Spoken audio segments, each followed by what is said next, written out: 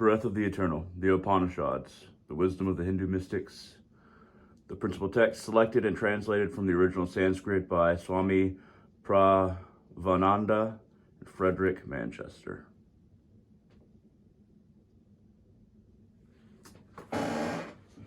Page 82,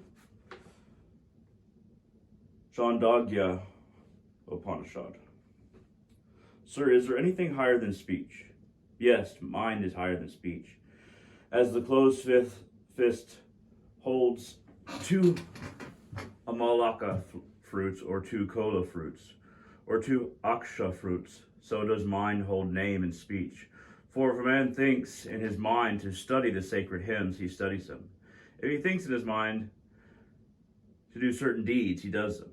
If he thinks in his mind to gain family and wealth, he gains them. If he thinks in his mind to be happy in this world and the next, he is happy here and there. Mind is the chief inner organ of the self. Mind is the means to happiness. Meditate on mind as Brahman. Sir, is there anything higher than mind? Yes, will is higher than mind. For when a man wills, he thinks in his mind. And when he thinks in his mind, he puts forth speech. And when he puts forth speech, he clothes his speech in words.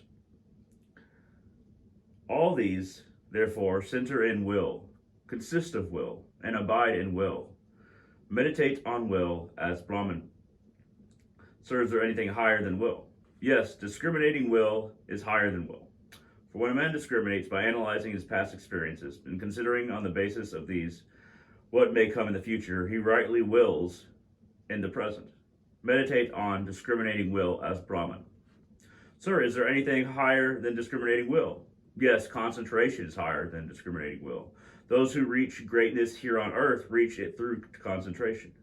Thus, while small and vulgar people are always gossiping and quarreling, and for lack of concentration abusing one another, great men possessing it obtain their reward.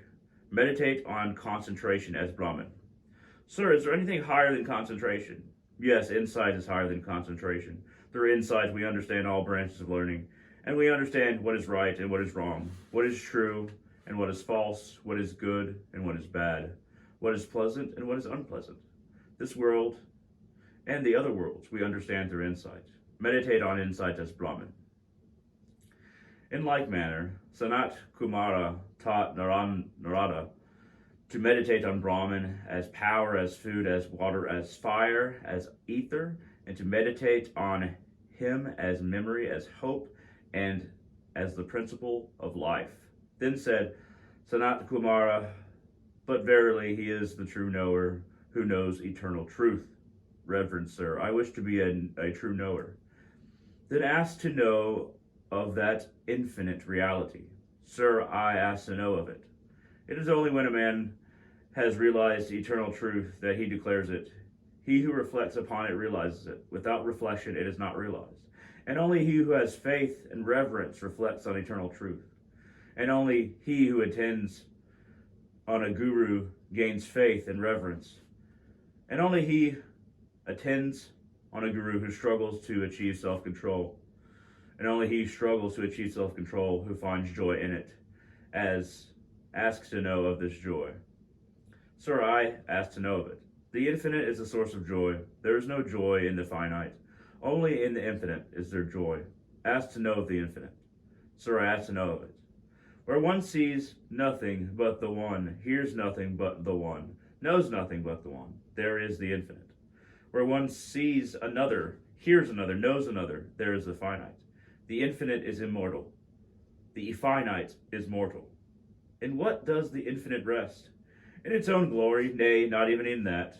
In the world, it is said that cows and horses, elephants and gold, slaves, wives, fields, and houses are man's glory. But these are poor and finite things.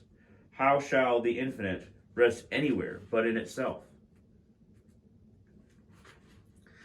The infinite is below, above, behind, before, to the right, to the left. I am all this. This infinite is the self. The self is below, above, behind, before, to the right, to the left. I am all this. One who knows, meditates upon, and realizes the truth of the self. Such as one delights in the self, revels in the self, rejoices in the self. he becomes master of himself and master of all the worlds. Slaves are they who know not this truth. He who knows meditates upon and realizes this truth of the self, finds that everything, primal energy, ether, fire, water, and all other elements, mind, will, speech, sacred hymns, and scriptures, indeed the whole universe, issues forth from it.